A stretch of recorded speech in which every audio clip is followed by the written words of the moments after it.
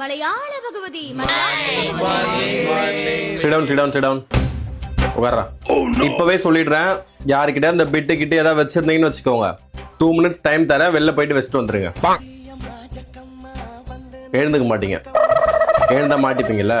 Okay, seal open பண்ண போறேன், sign பண்ணுங்க.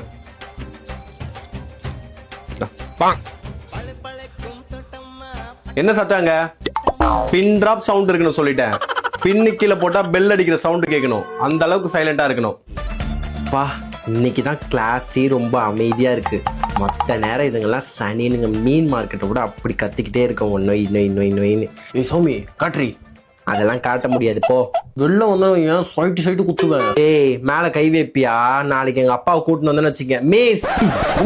ஏய் எரும மாடு, எழுதுடா. Sri, the school is very worst day.